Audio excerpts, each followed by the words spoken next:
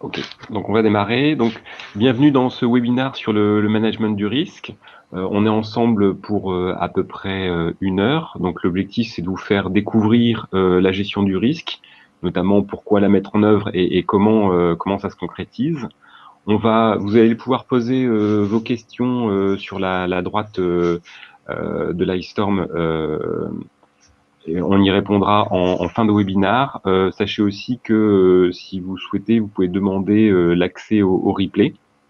Donc, vous n'êtes pas obligé de prendre les notes. Donc, je vous propose de commencer d'abord par une brève description des personnes qui vont faire la présentation. Alors, moi, je suis Fabien Lachicourt, je suis le RSSI et DPO de Peak Time Group. Donc, j'interviendrai notamment en fin de webinaire pour vous illustrer la partie avec des cas pratiques. Je peux aussi répondre à vos questions. Il y a aussi Joanne Lebar, que je vais Bonjour laisser à vous toutes et à présenter. tous. Donc, je fais partie de l'équipe Risk and Compliance Manager. Donc, j'interviens principalement dans tout ce qui est certification HDS, hébergement de données de santé, ISO 27001 et la mise en place d'analyse de risque SSI dans les établissements de santé, entre autres, et aussi dans le secteur entreprise privée. Et Thierry Vandamme.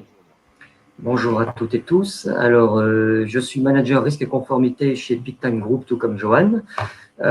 J'interviens aussi sur les questions de certification HDS, ISO 27001. Un petit point aussi sur le RGPD, dans toutes les phases d'évaluation, de préparation, d'accompagnement de la conformité. Alors, d'abord, je vais peut-être faire un bref rappel de Peak Time Group en quelques chiffres. Donc, Peak Time Group, c'est à peu près 300 collaborateurs avec un chiffre d'affaires en 2020 de 30 millions d'euros. Ça fait 5 ans qu'il y a une croissance continue qui nous a amené à croître de plus de 60%. C'est une société qui reste 100% indépendante entre les mains de ses fondateurs. On a à peu près 280 clients actifs répartis sur 3 secteurs d'activité. D'abord le secteur du retail, ensuite celui de la santé, puis celui de l'entreprise. À noter que Peak Time Group est certifié ISO 27001 depuis 2016 et hébergeur de données de santé, avec un agrément qui avait démarré en 2013 et qui est basculé en certification. Ça, c'est intéressant, on le verra en fin de webinaire si vous le souhaitez, parce que ça veut dire qu'on a dû, pour la mise en place de ce système de management de la sécurité de l'information, faire une analyse de risque qu'on a maintenue à jour et qu'on maintient toujours à jour. Alors, pourquoi on va vous parler de risque aujourd'hui? Tout simplement, si on reprend l'actualité, on voit bien que les risques sont avérés. Il y a plus d'1 demi-million de données de patients français qui ont circulé sur le web. Ça illustre ce que l'ANSSI nous remonte en fait par une augmentation pour le secteur public et les opérateurs d'importance vitale dans l'alimentaire, mais aussi dans la santé, hein, comme on a vu, de plus de 250%, avec 200 cas gérés, principalement des crypto-lockers et des ransomware.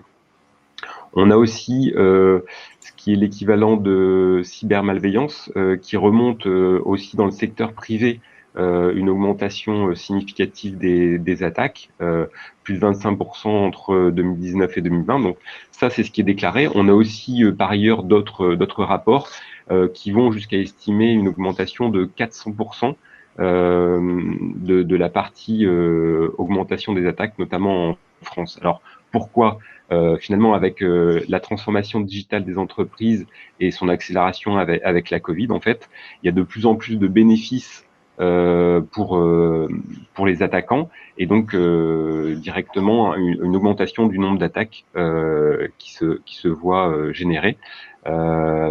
Tout ça, ça amène de la partie étatique ou européen une augmentation des exigences réglementaires. Donc on voit que rien qu'en 2020, il y a plus de 179 propositions de loi qui ont été déposées, hein, dont certaines vont avoir des impacts. On a eu dans le passé des éléments comme la mise en place des opérateurs d'importance vitale, tout ce qui est opérateur de services essentiels avec la directive Nice. On a eu le référentiel général de sécurité, on a eu la certification hébergeur de données de santé. Au niveau européen, on a eu le Cyber Security Act. On a une mise à jour du règlement sur la e-privacy qui va arriver. On a aussi des nouvelles réglementations sur le Digital Market Act ou Digital Service Act qui pourront avoir des impacts. Côté santé, on a tout ce qui est certification des systèmes d'information hospitaliers qui va se mettre en place. Bref, tout ça, ça illustre en fait la réponse réglementaire à l'augmentation des attaques et l'impact de ces attaques, puisque on a de plus en plus de services essentiels qui sont basés sur le numérique et qui donc ont des risques, justement ce qu'on va voir tout à l'heure, qu'on va devoir adresser. Ça vous concerne directement puisque toutes ces réglementations, qu'elles soient nationales ou européennes, vont avoir des impacts sur vous. Et quand on met en place une gestion des risques, en fait, on va se préparer justement à l'évolution de cette réglementation. On va être beaucoup plus agile pour répondre à ces évolutions réglementaires, qu'elles soient nationales ou européennes. Donc, je vais passer la parole à Thierry qui va démarrer le reste de la présentation. Alors, au sommaire aujourd'hui, nous allons voir ce que c'est qu'un risque. On va donner une définition au risque et on va illustrer la définition par un exemple simple. Alors, tout ce qu'on va présenter au long de ce webinaire sera volontairement simplifié. L'idée, c'est de comprendre comment ça se passe et pas de faire un vrai cas concret qui serait un petit peu compliqué en 1 heure. Donc, qu'est-ce que c'est que la gestion du risque? On verra que gérer les risques est un processus structuré et on verra que ça ne date pas d'aujourd'hui et que ça englobe bien des domaines d'activité. Pourquoi convient-il de gérer les risques? On va survoler 3 cas d'école et nous verrons les apports du management du risque. Ensuite, nous verrons comment ça se passe. Quelques bonnes idées vont vous être présentées. Nous allons décortiquer le processus de gestion du risque au travers d'un cas d'école volontairement simplifié, encore une fois. Enfin, viendra le temps de vous proposer quelques recommandations, d'accueillir vos questions. Des questions, je le rappelle, que vous pouvez tout de suite poser dans la partie chat. Elles seront relevées et on y répondra en fin de webinaire. Donc, d'abord, qu'est-ce que c'est qu'un risque? Voyons d'abord une définition. Le risque, c'est la probabilité qu'une vulnérabilité soit exploitée par une menace et que les événements redoutés aient un impact sur les activités de l'organisme. Alors, on va donner un peu de lisibilité à tout ça avec un exemple simplifié. Un petit peu de contexte d'abord. Vous êtes un organisme public ou une entreprise. Vous avez une activité qui, au moins pour partie, offre un panel de services numériques sur le web. Nous sommes en situation pandémique, vous avez accéléré le télétravail pour vos salariés. Pour mener à bien votre activité, vous disposez d'un site web, d'un intranet, de systèmes d'information, d'applications métiers, de données personnelles sur vos clients ou utilisateurs. Alors, vos risques s'identifient par rapport à vos enjeux. Ici, votre service collecte des données clients ou utilisateurs, donc vous craignez une perte de confidentialité de vos données. Tout est fait en ligne, aussi bien côté client que service, donc l'indisponibilité de vos services est quelque chose que vous risquez. Vous courez un risque parce que vous êtes vulnérable. Ici, vous avez des serveurs exposés sur Internet et une faille connue dans le protocole RDP qui permet un accès distant à vos salariés. Vu que vous êtes vulnérable, on peut vous menacer. Ici, par un hacker, un groupe criminel, un visiteur, on pourra ajouter un fournisseur, un sous-traitant, qui que ce soit pouvant avoir accès à vos actifs. Et comme on peut vous menacer, vous redoutez qu'on s'infiltre sur votre réseau, qu'on y connecte un équipement compromis par un logiciel malveillant, par exemple. Vous redoutez tout cela parce que ça peut avoir un impact. Ici, une perte financière, une plainte, une dégradation de votre image de marque. Et cet impact, vous l'avez remarqué, c'est sur votre activité qu'il pèse, c'est pas sur le PIB d'un pays voisin et c'est pas sur la prime de fin d'année du collègue ou même la mienne. Alors, ceci étant vu, c'est quoi gérer un risque? La gestion du risque, c'est un processus qui vise à évaluer le risque selon sa probabilité et ses conséquences, puis à décider de l'option appropriée pour le traiter. On peut résumer cette phrase en 3 questions. Est-ce que ça peut m'arriver? Quelles peuvent être les conséquences? Qu'est-ce que je peux faire? D'abord, qu'est-ce que je peux faire pour éviter que ça m'arrive? Ensuite, pour limiter les impacts si ça m'arrive. On va survoler maintenant l'histoire de la gestion du risque. On remonte assez loin. Tibère, en 15 après Jésus-Christ, c'est le deuxième empereur de l'Empire romain, limite l'impact des crues du Tibre par un plan de prévention. Déjà à l'époque, un plan de prévention. Il analyse les comportements du fleuve, il analyse les implantations des activités humaines et il impose des règles à partir des risques définis. Raymond Saleil, en 1898, amène la théorie du risque-profit. Plus le risque-prix est important, plus les profits sont importants, mais plus les conséquences d'un échec seront importantes. Un an plus tôt, il publie un essai sur la responsabilité délictuelle. Dans le contexte de l'industrialisation, on ne parle plus de faute, mais d'accident du travail. Frank Farmer, il est membre de l'autorité britannique de l'énergie atomique. En 1958, il analyse le risque par sa gravité et sa probabilité. C'est le fameux diagramme de Farmer qu'on va voir tout à l'heure. Roger Langlais est un journaliste d'investigation et un philosophe français. En 2014, il étudie le développement des nanosciences. Son étude révèle que les protocoles de test sont plus que sommaires. Le risque est sous-évalué et les impacts potentiels ignorés. Alors, on le voit, la gestion du risque, c'est pas nouveau, et le risque se gère dans tous les secteurs d'activité. Le génie civil pour Tibère, l'industrie pour Raymond Saleil, le nucléaire pour Farmer, la science pour Langlais, les systèmes d'information pour Peak Time Group. Alors, pourquoi gérer les risques? On va prendre d'abord un cas de figure très banal pour approcher le sujet. Le temps est plutôt gris, la météo annonce de fortes pluies. Pourtant, je dois me rendre chez un client à 500 mètres du bureau. Donc, je prends mon parapluie. C'est une mesure qui, selon moi, va limiter l'impact de la pluie. Seulement voilà, à peine sorti, je glisse sur un pavé mouillé. Mes chaussures ne sont pas adhérentes et la ville a eu l'idée de mettre un pavement bien glissant.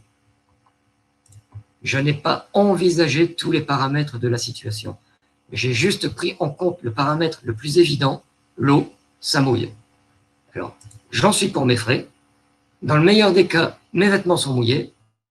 J'attrape un rhume, j'ai raté un rendez-vous. Dans le pire des cas, j'ai quelque chose de cassé et une hospitalisation qui s'ensuit.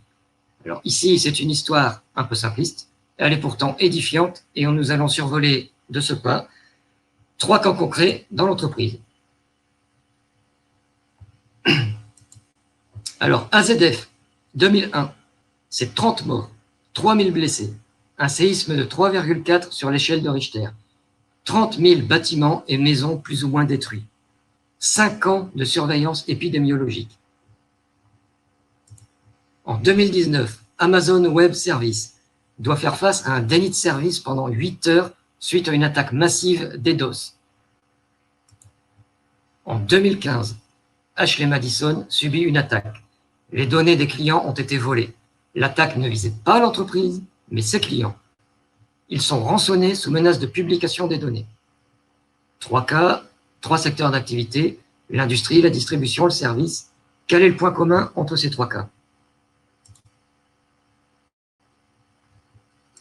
La vulnérabilité. Le caractère instable des matières réactives. L'exposition sur Internet, l'existence d'une faille applicative connue. 3 vulnérabilités, 3 menaces exploitées. J'ai entendu récemment des personnes dire que pour prendre des risques, ça fait l'apprentissage, que ça peut aider à s'améliorer. Alors, ne serait-ce que sur ces 3 cas-là, on peut voir que c'est peut-être un petit peu cher payé. Et là, c'est ce qui nous réunit aujourd'hui. Nous aimerions, tant que faire se peut, apprendre à anticiper plutôt qu'apprendre à nos dépens. Alors, en management vos risques, vous allez comprendre votre système et réduire les risques qui sont liés à votre activité. Vous allez identifier les sources possibles de risques, les sources qui sont liées au secteur d'activité, aux groupes cybercriminels, aux fournisseurs, aux clients, aux catastrophes naturelles, etc., etc.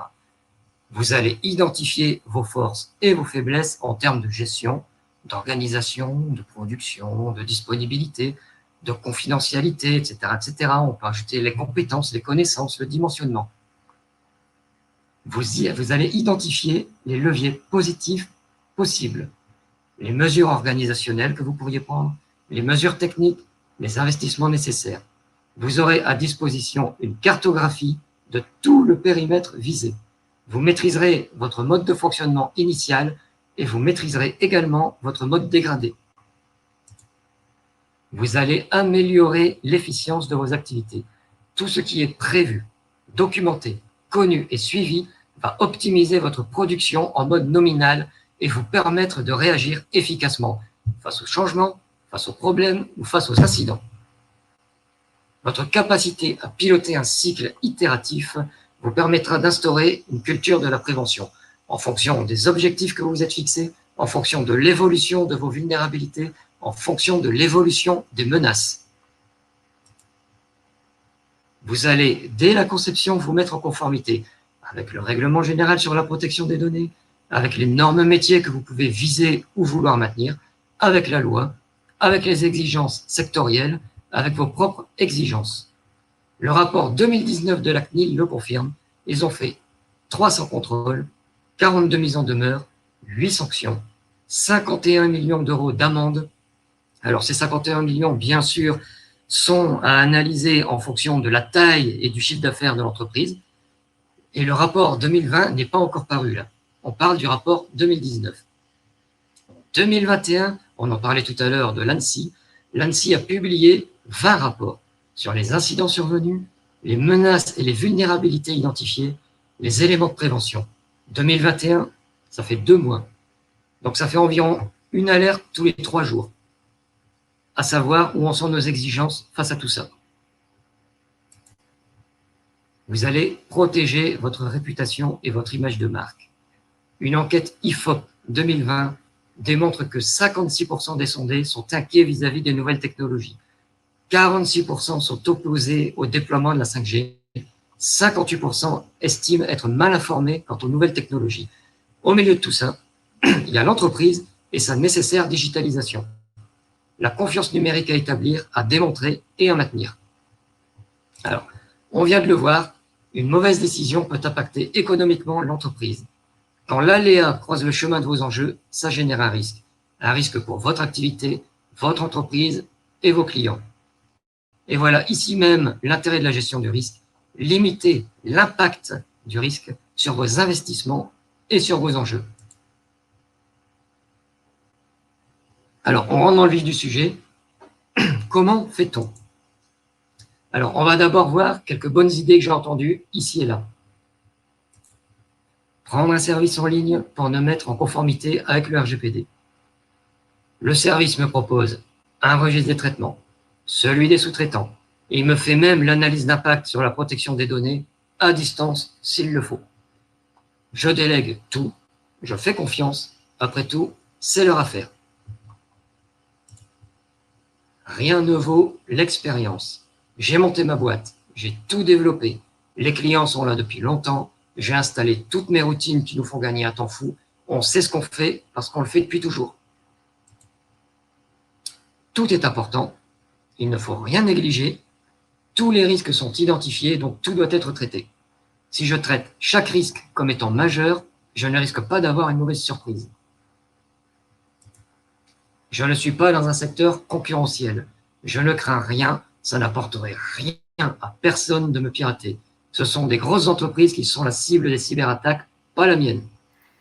Alors, personnellement, je pense que toutes ces idées sont sympathiques, mais un petit peu quand même bonnes pour la poubelle. Dans le premier cas, il n'y a aucune maîtrise interne du sujet règlement général sur la protection des données.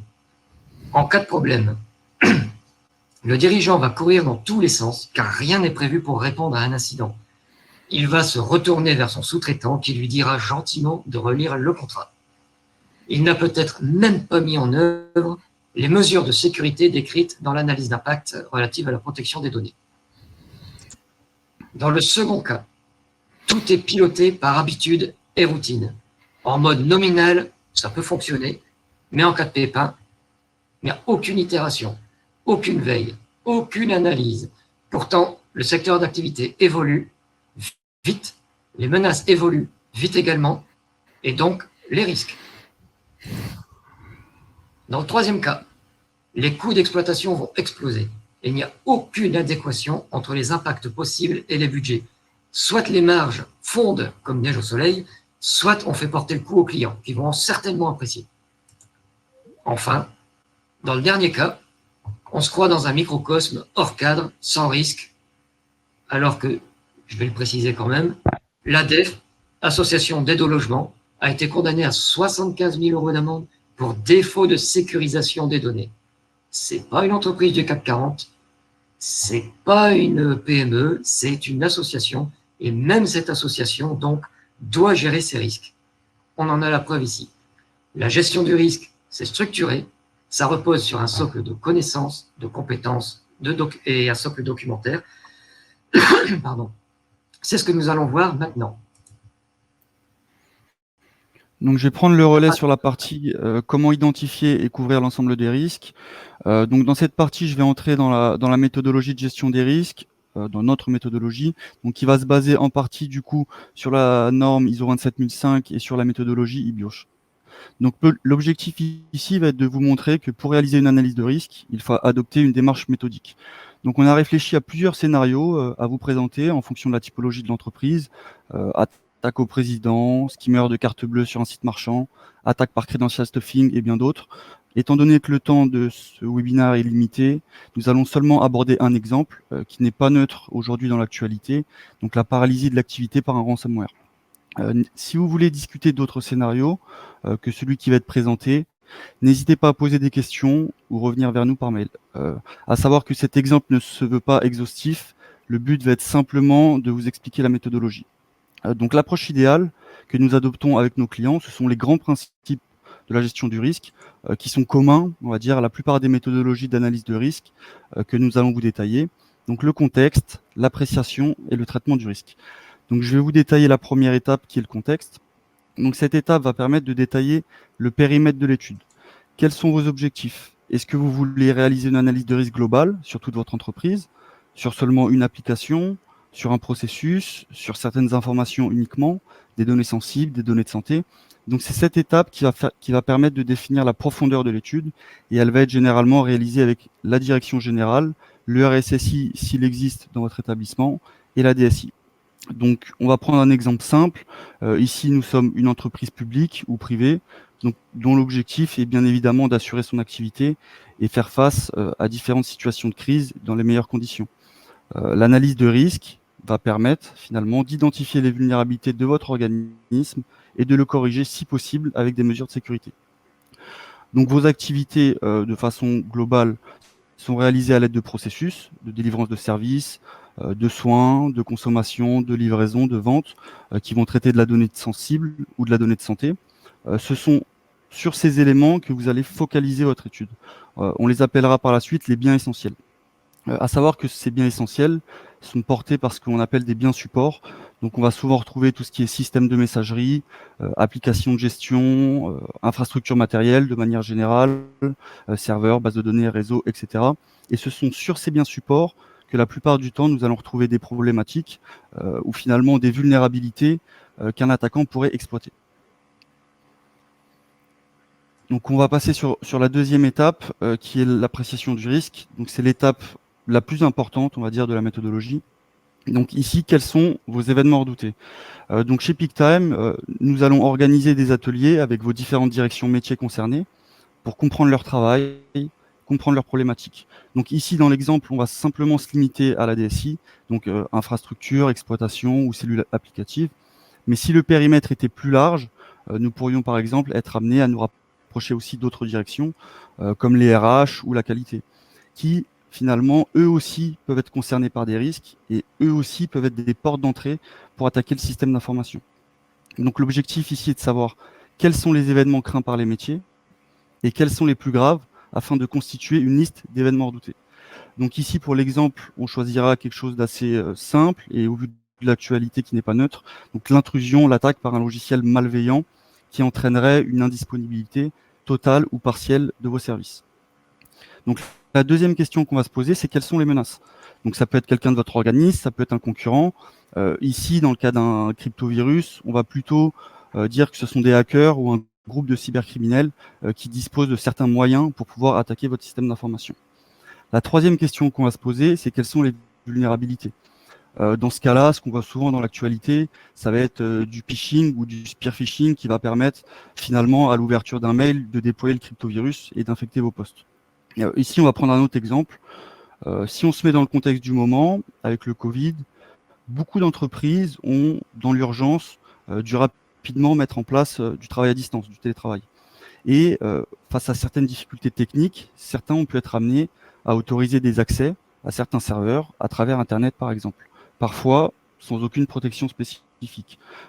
Par exemple, autorisation des connexions en RDP. À savoir que lorsqu'on expose ces serveurs sur Internet, on va forcément multiplier le nombre de vulnérabilités et donc de possibilités d'attaque. Donc, dans notre scénario, un hacker pourrait utiliser des vulnérabilités de RDP. Donc, RDP, c'est Remote Desktop Protocol. Si le système Windows, finalement, qui porte la connexion n'est pas à jour, par exemple, pour entrer dans notre SI. Donc, à savoir que tout le monde est vulnérable, il n'y a pas forcément besoin d'être une cible spécifique pour être attaqué dans ces conditions, car il y a des scanners automatisés sur Internet qui vont pouvoir détecter tout port RDP ouvert. Donc avec tous ces éléments, on va établir notre scénario de menace. Donc ici, un hacker va accéder au serveur via une vulnérabilité sur le protocole RDP. Une fois que l'attaquant va avoir accès au serveur, il va faire de l'exploration, donc c'est-à-dire qu'il va essayer d'avoir une visibilité sur ce qui se trouve autour de lui, cartographie du réseau, et puis ensuite, dans un schéma assez classique, élévation de privilèges pour devenir administrateur local et latéralisation jusqu'au serveur AD, ou ses sauvegardes, pour s'octroyer les privilèges admin de domaine, et enfin pouvoir déployer son cryptovirus. Donc ça, c'est notre scénario de menace. Une fois que le scénario est identifié, donc il peut y en avoir plusieurs, des scénarios de menace, là on va en voir seulement un, nous devons estimer le risque brut, c'est-à-dire sans les mesures de sécurité qui existent dans notre établissement. Donc pour cela, on va se poser deux questions. Quelle est la probabilité de ce scénario et quelle est sa gravité? Donc ici, tout à l'heure, on a parlé de farmer, donc on va utiliser une matrice pour déterminer le niveau de risque. Cette matrice est arbitraire ici. La plupart du temps, on va la définir avec l'équipe qui va travailler sur le projet. Donc pour l'exemple, on va caricaturer pour faciliter l'explication. Et on utilisera une matrice à 3 niveaux. Donc avec une gravité négligeable, limitée et importante, et une probabilité, donc peu probable, probable et très probable. Donc on va revenir sur notre scénario. Donc si je suis, par exemple, un organisme public, un hôpital, les impacts d'indisponibilité de mon SI pourraient avoir des conséquences potentiellement catastrophiques sur la prise en charge patient. De la même manière, si je suis une entreprise privée, donc par exemple un site web d'e-commerce, s'il est indisponible, il pourrait y avoir des impacts financiers énormes et finalement aussi des impacts sur l'image de l'entreprise. Donc ici, au niveau de la gravité, on va plutôt choisir une gravité importante. Deuxième chose, au niveau de la probabilité. Donc on voit que c'est un scénario qu'on voit beaucoup dans l'actualité et qui s'est produit plusieurs fois dans l'année. Donc ici, on choisira une probabilité très probable. Donc ce qui va nous donner un niveau de risque de base qui est à élevé. Donc une fois qu'on a déterminé notre niveau de risque brut qui est élevé, on va identifier les mesures de sécurité qui sont existantes dans notre organisme et qui peuvent couvrir ce risque. Par exemple, donc j'ai mis ici deux exemples, la sauvegarde des environnements et des données et la mise à jour régulière des systèmes. Donc avec ces deux mesures, on va réévaluer notre niveau de risque. Donc premièrement, on va revenir sur le tableau de Farmer. Donc nous sauvegardons nos environnements et nos données, ce qui va permettre de diminuer la gravité si un crypto est déployé dans notre organisme, soit en restaurant directement si les sauvegardes sont saines, soit en restaurant dans un environnement isolé si les sauvegardes sont compromises, de manière à récupérer les données utiles au redémarrage de l'activité.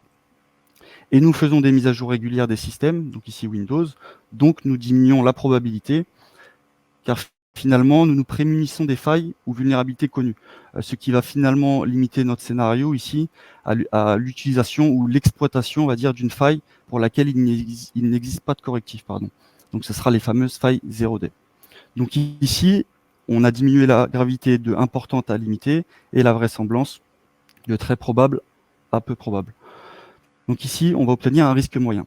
Donc maintenant, nous arrivons sur la dernière phase, qui est le traitement et l'acceptation du risque. Donc nous connaissons notre risque, nous connaissons nos mesures de sécurité existantes, et nous avons pu mesurer le niveau de risque. Donc ici, maintenant, il va falloir le traiter. Souvent, dans les méthodologies, on va retrouver 4 solutions qui vont s'offrir à nous. Donc la première, qui va être le refus ou l'évitement. Donc le risque est considéré comme trop élevé, l'activité amenant le risque ne doit pas être lancée ou doit être supprimée. Ici, si on revient sur notre exemple, tout simplement, on pourrait refuser d'ouvrir le service RDP à l'extérieur. La deuxième chose, nous avons le partage. Donc ici, le risque sera partagé avec une autre entité, un assureur, un sous-traitant, finalement capable de nous aider à en supporter les conséquences. Donc si on revient à notre exemple, nous devons ouvrir nos ports RDP, mais nous savons par exemple, je ne sais pas, que nous ne sommes pas les meilleurs en sécurité, donc nous allons faire appel à un tiers, un infogéreur par exemple, qui va assumer la responsabilité d'assurer la sécurisation des accès en RDP. Enfin, on a la réduction, qui est le troisième choix. Donc le risque doit être diminué. Donc il va s'agir d'en réduire l'impact ou la potentialité de manière à que le risque soit acceptable. Donc ici, nous choisirons d'ouvrir les accès en RDP en mettant des nouvelles mesures de sécurité en place pour réduire le risque. Et enfin, le dernier, l'acceptation. Donc le risque est maintenu tel quel.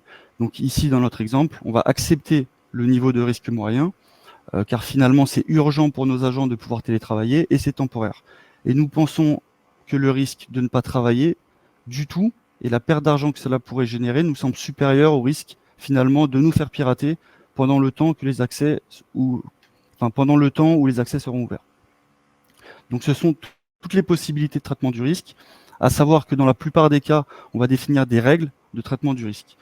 Donc le premier, un risque faible, est souvent accepté et traité en priorité faible. Un risque moyen peut être traité en priorité moyenne, réduction, évitement, partage. Et un risque élevé doit être traité en priorité élevée, donc réduction, évitement, partage. Attention, il est possible, accepter ne veut pas dire oublier. C'est-à-dire qu'un risque moyen ou élevé peut être exceptionnellement accepté. Par exemple, si l'entreprise n'a à date pas les moyens de les traiter et ne peut le refuser.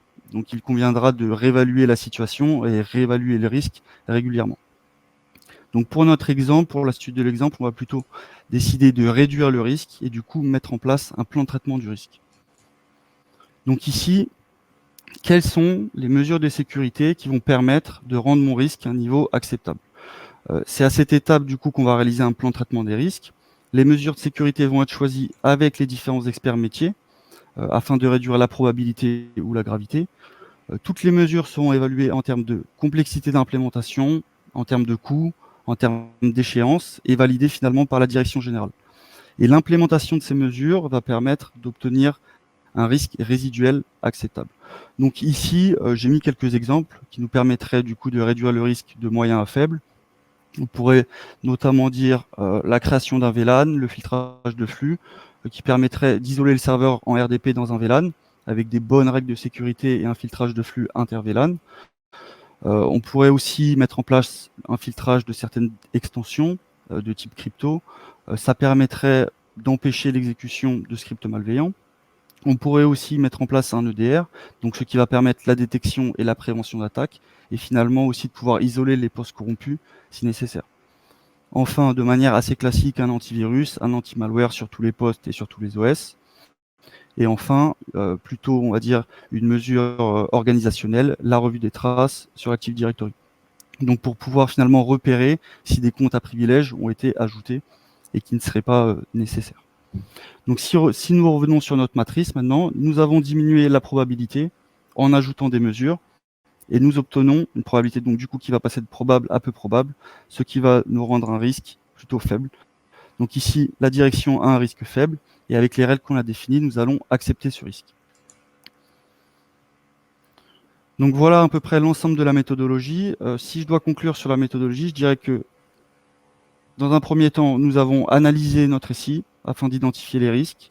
Nous les avons estimés en termes de gravité et de vraisemblance et nous avons décidé du traitement de ces risques.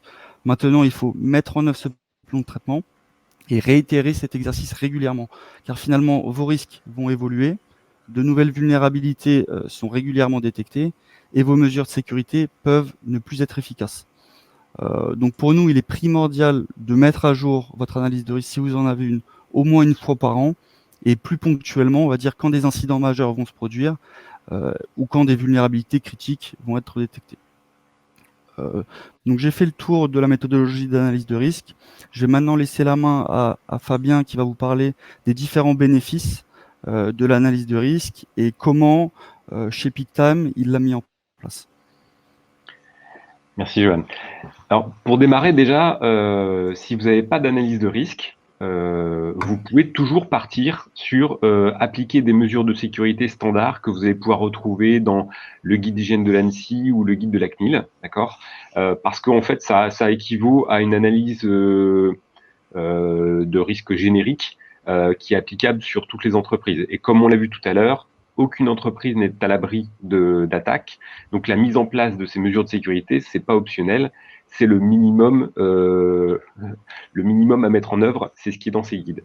Maintenant, une fois qu'on a dit ça, si vous souhaitez justement aller plus loin que la mise en œuvre des mesures standards préconisées par le guide d'hygiène de l'ANSSI, il faut comprendre à quoi sert l'analyse de risque. Donc, l'objectif de l'analyse de risque, c'est vraiment de supporter le business ou le métier, en fait, et d'assurer la pérennité de l'entreprise et de l'organisation.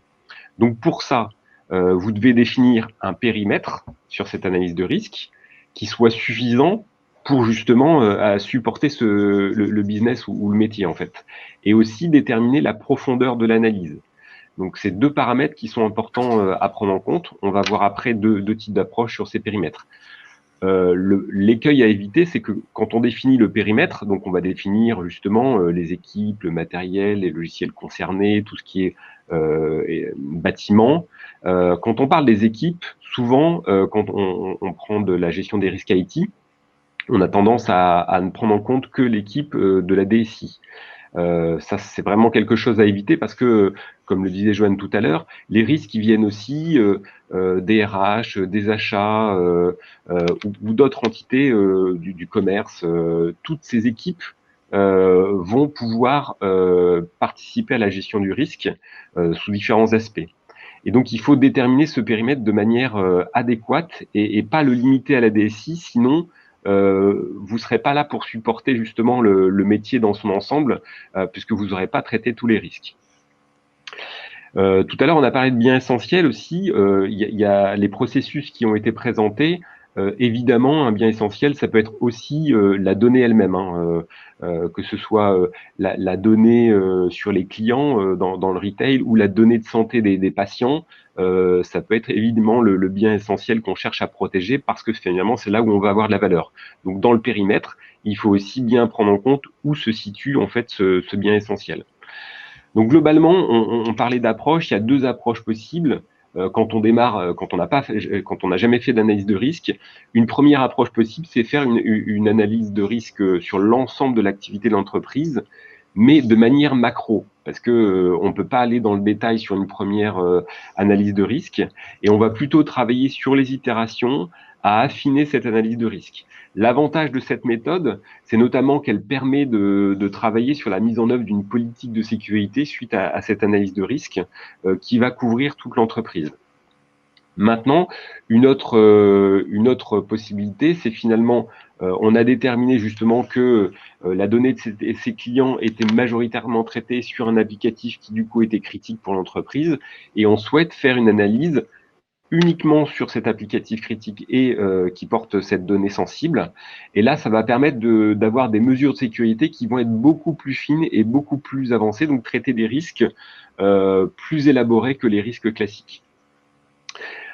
Pour l'exemple de PeakTime Group, ce qu'on a fait dans la première analyse de risque, déjà on a travaillé uniquement sur une de nos activités qui était la partie hébergement infogérance, et on a d'abord démarré par ce qui nous semblait le socle commun, c'est-à-dire les éléments d'infrastructure.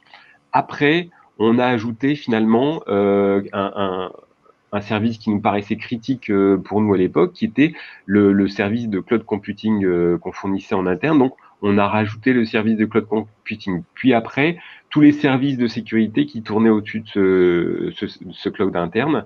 Et enfin, on a complété ça par l'ajout de toute l'activité d'infogérance, d'abord santé, puis par par amélioration continue sur les autres systèmes d'infogérance. Donc en fait, c'est ça qu'il faut voir. On a ces deux approches possibles. Il est conseillé, si vous n'avez pas du tout d'analyse de risque ou de politique de sécurité, plutôt de démarrer sur une approche assez macro, qui va vous permettre d'entamer ces premiers clics et d'avoir une vision globale de vos risques. Et puis après, pourquoi pas affiner justement sur les applications et les données les plus critiques pour votre entreprise. Je vous propose maintenant, si vous le voulez bien, de passer aux réponses aux questions. Alors, il y a une première question sur est-il obligatoire de réaliser une analyse de risque? Donc, comme je l'ai présenté tout à l'heure, pour moi, aucune entreprise, aucune organisation aujourd'hui n'est à l'abri de cyberattaques, puisque on a bien montré que la transformation numérique avait lieu dans quasiment toutes les organisations et toutes les entreprises. Cette transformation numérique, forcément, génère des risques de cyberattaques.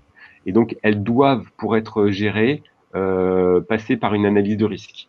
Après, s'il n'y a pas eu d'analyse de risque, démarrer déjà par la mise en place des mesures élémentaires, ce qui était présenté par Joanne tout à l'heure, avoir des sauvegardes, faire des mises à jour de sécurité, faire de la sensibilisation aux collaborateurs. Tout ça, c'est évidemment à mettre en œuvre et à traiter en priorité. Après, est-ce que c'est obligatoire d'avoir une analyse de risque? Ça va aussi vous permettre, cette analyse de risque, normalement, de présenter à votre direction des risques qui sont importants et qui sont potentiellement pas traités avec ces mesures élémentaires, ou en tout cas pas suffisamment traités, et du coup de peut-être réussir à dégager du budget pour traiter ces risques les plus graves. Donc c'est pas une obligation, mais sans analyse de risque, ça peut être compliqué d'adresser justement les problématiques de sécurité de manière adéquate à l'activité de l'entreprise ou de l'organisation.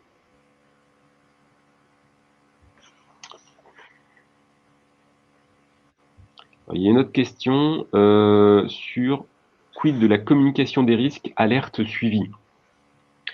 Alors, justement, une analyse de risque, une fois qu'elle est faite, le résultat de cette analyse de risque, il doit être présenté à la direction. Donc, effectivement, il faut avoir une instance où on va pouvoir présenter ces risques pour qu'ils soient bien pris en compte par la direction. Et après, comment alerter? Il faut aussi voir qu'il y a des risques qui évoluent, et donc il faut mettre à jour régulièrement ces risques. Si on prend l'année dernière, avec le déclenchement de la pandémie, évidemment, il y a une vraisemblance sur des risques pandémiques qui a augmenté, et face à ça, des nouveaux risques, comme on a essayé de l'illustrer, qui sont apparus parce qu'on a dû modifier des comportements. Et donc ça nécessite forcément une mise à jour de l'analyse de risque.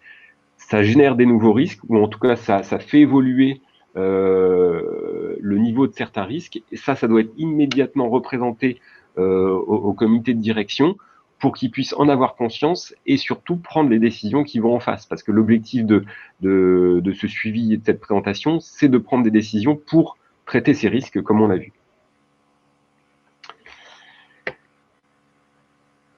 Alors, quelle est la durée de vie d'une analyse de risque? Donc ça revient à ce que je disais. En fait, la durée de vie, ça dépend de l'évolution, de l'activité de l'entreprise ou de l'organisation, et de l'évolution de la menace. Donc, il faut aussi partir sur les incidents que vous pouvez observer dans l'entreprise. Ça, c'est un premier point pour savoir quelle est la durée de vie de votre analyse de risque. Si vous avez des incidents en fait qui apparaissent et qui n'étaient pas pris en compte dans votre analyse, c'est que sa durée de vie est terminée, qu'il faut la mettre à jour, elle n'était pas complète. Et après, vous pouvez aussi partir de rapports externes qui vont vous donner des informations sur l'évolution de la menace, soit sur votre secteur d'entreprise, soit sur votre activité, ou d'une manière plus globale, et ce qui va vous permettre de comprendre que votre analyse de risque, elle est à mettre à jour. Mais finalement, on est vraiment dans un processus quasi continu, en fait. Donc la durée de vie, je dirais presque que l'analyse de risque, elle est quasiment déjà obsolète une fois qu'on l'a terminée. C'est vraiment un processus continu. Alors, il y a une autre question sur où se situe une analyse de risque vis-à-vis d'un plan de continuité d'activité. Alors, en réalité, le plan de continuité d'activité, pour moi, c'est une mesure de sécurité qui vient justement gérer des risques d'interruption d'activité.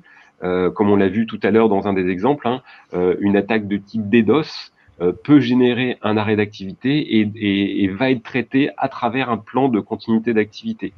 Donc le plan d'activité, c'est une mesure ou un ensemble de mesures qui vont permettre de répondre à la gestion d'un risque.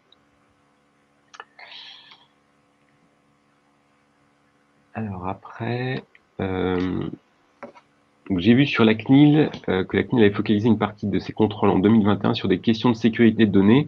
Peut-on y faire face sereinement sans analyse de risque? Alors, la réponse, elle va, comme on dit, dépendre de votre contexte, hein, de votre secteur d'activité, mais sereinement, je dirais non. Au minimum, vous devez, même pour une entreprise de type PME qui ne se sent pas forcément visée par des cyberattaques, avoir mis en œuvre les mesures élémentaires, parce que ça, de toute façon, ça va être considéré comme l'état de l'art et vous ne pourrez pas expliquer que vous n'avez pas mis en œuvre des mots de passe fort ou de l'authentification forte sur des systèmes de type SaaS externe, parce que on considère que c'est à mettre en œuvre aujourd'hui. Maintenant, si vous êtes une plus grosse structure ou si vous avez une activité qui traite un grand nombre de données et des données potentiellement sensibles, hein, je pense par exemple au secteur de la santé, mais ça peut être aussi des données sur des condamnations ou sur des données plus personnelles comme les opinions philosophiques, religieuses, l'appartenance syndicale, etc. En grosse quantité, forcément, il va falloir aller plus loin que ces mesures standards. Et dans ce cas-là, sans analyse de risque, ça va être difficile en fait de montrer à la CNIL que vous avez fait ce qu'ils appellent le Privacy Impact Assessment sur ces données sensibles, et donc avoir déterminé les mesures techniques et organisationnelles complémentaires aux mesures standards à mettre en œuvre pour couvrir les risques spécifiques que vous générez, qui sont plus importants que d'autres. Donc, pour répondre à cette question-là, sereinement sans analyse de risque, je dirais non. À minima, même pour les PME sans activité critique au niveau du type de données en termes de sensibilité, il faut mettre en œuvre les mesures standards. Et pour les autres, dès qu'il y a de la quantité de données importante et ou de la donnée sensible, une analyse de risque paraît inévitable.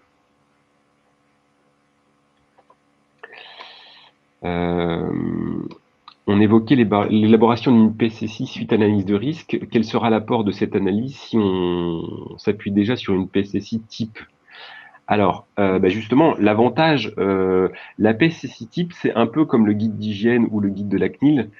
C'est pas que ce soit mauvais, en fait. C'est que ça correspond pas. Enfin, il y a peut-être certains risques qui vont pas être traités, et donc votre politique va peut-être passer à côté de certaines recommandations ou d'obligations dans les mesures de sécurité à mettre en œuvre. Donc, l'apport d'une analyse de risque, même sur assez macro, ça peut déjà mettre en avant des mesures de sécurité qui sont spécifiques à votre contexte.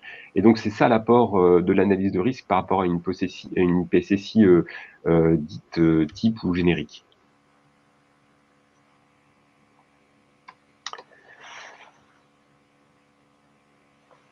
Bon, je vois pas d'autres questions. Est-ce que Joanne ou Thierry, vous voulez compléter sur les réponses que j'ai pu faire ou si j'ai raté une question? Non, je pense que tu n'as rien raté. Et ben, dans ce cas-là, je pense qu'on va clôturer ce webinaire. On vous remercie pour votre présentation. N'hésitez pas à nous demander. Nous avons un replay, donc vous pouvez le demander par mail. Thierry, je ne sais pas s'il y a l'adresse que tu peux présenter peut-être. Merci à toutes et à tous. Merci à tous.